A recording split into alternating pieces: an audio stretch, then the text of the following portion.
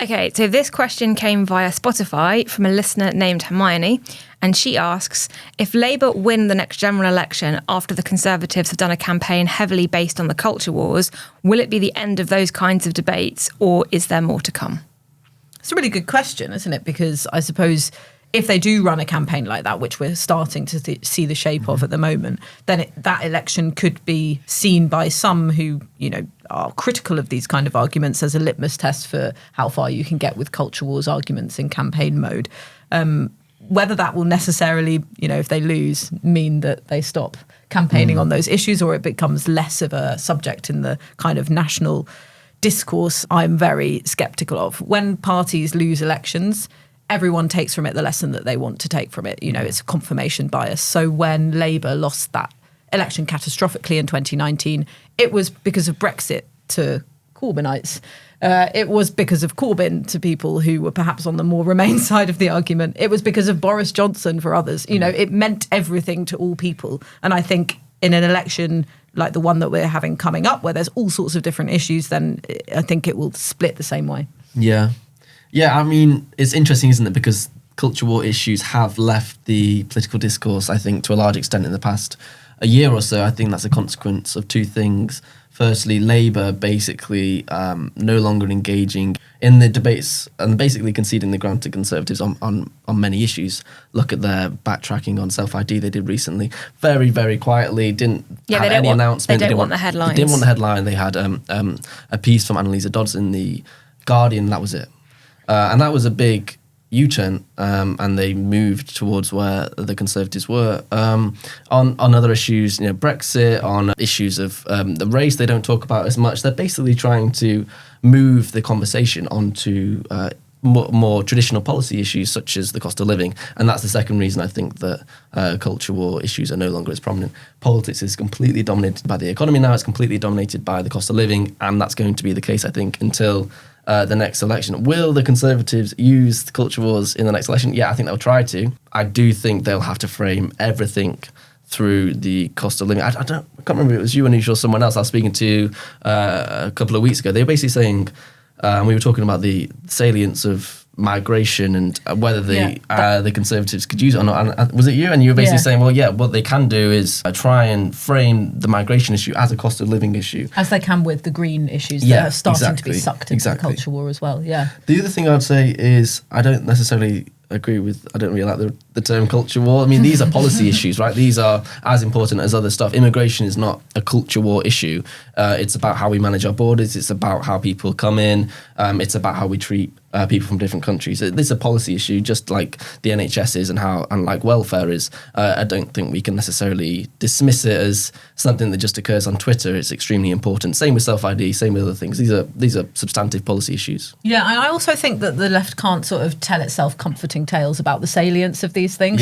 There's been a lot since Brexit of, actually the public's much more comfortable with immigration now.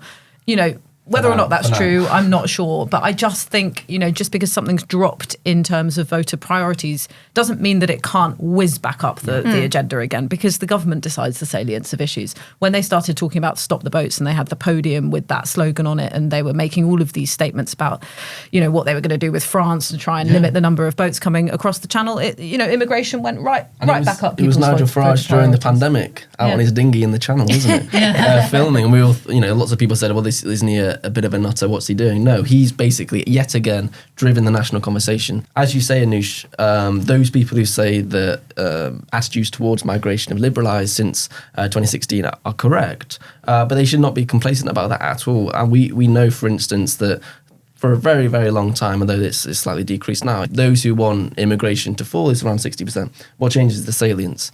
So I just think that lots of these issues are very volatile and the public's perception on them can change. There should be no complacency about having won anything. I think the thing that I keep coming back to is that briefing that we had from the pollsters at Redfield and Wilton when they said that the top issue on everyone's minds was the cost of living crisis. And we were like, we know. And they're like, no, what you don't know is how much above everything else that is. So of cost of living crisis with sort of the NHS and public services grouped in to it.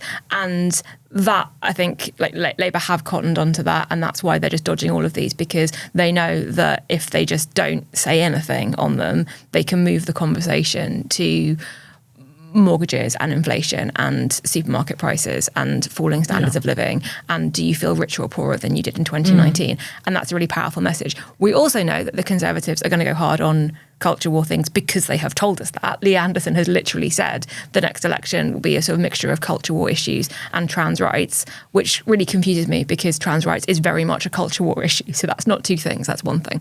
Or at least that's how it's classed when people talk about culture wars, because like Freddie said, it's a bit of a nebulous phrase, isn't it? But I think in Lee Anderson's head, like, trans rights is probably part of the culture wars.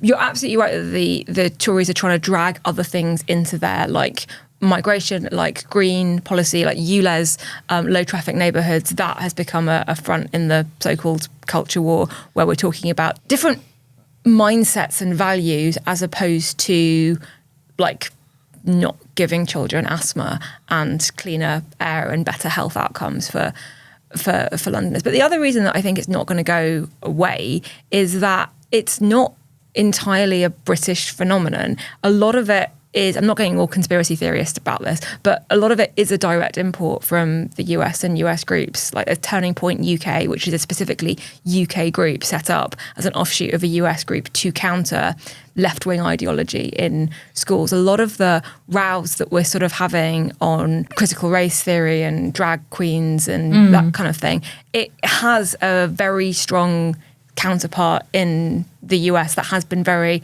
electorally successful. And there are people in the Conservative movement, a couple of MPs, although not that many, who are very closely tied to that. And it's a global thing. You saw it at the National Conservatism Conference. So if Labour win, that faction is still going to be there. Like, how much power they have in the Conservative Party is going to depend on how the Conservative Party restructures after it has its long, dark night of the soul and thinks very hard about what it's done for the last 13 years.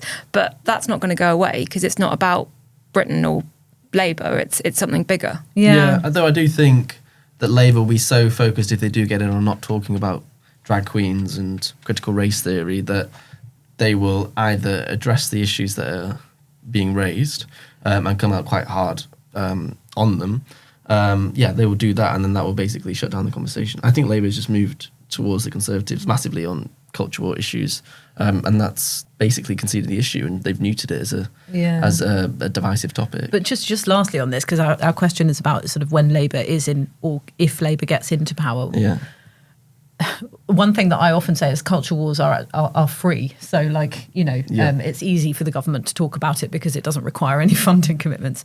But on the other side of that, the flip side of that is that, Labour could do quite a lot of big things for this country for free by, liberalising certain things. So you saw, gay rights advances under Tony Blair, for example. So there are things that the government can do, a future Labour government could do, that don't cost very much money, that do change the kind of feel of the country, that might come under the culture wars sort of umbrella, but according to some parts. So, you don't know what could happen with these things. I think they're just so scared of losing the support of the kind of red wall, traditionally Labour but voted for Boris Johnson in 2019 segment of the electorate, that they don't want to spook anyone. There's very much a sense in the sort of Conservative CCHQ strategy of try and make Keir Starmer appear scary, try and make him a threat, because the policies vaguely make the country work a bit better. That's quite popular. But, he's going to trans your children, or he's going to steal your car and keep you locked in a 15-minute city.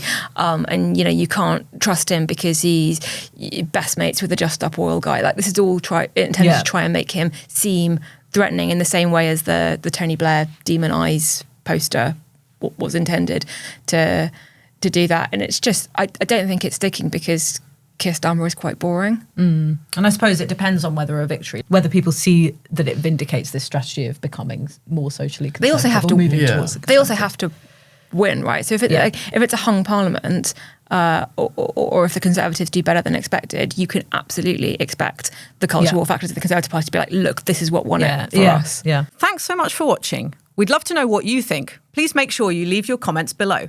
And if you enjoyed watching this podcast, you can watch more of our videos on our YouTube channel. And don't forget to like and subscribe.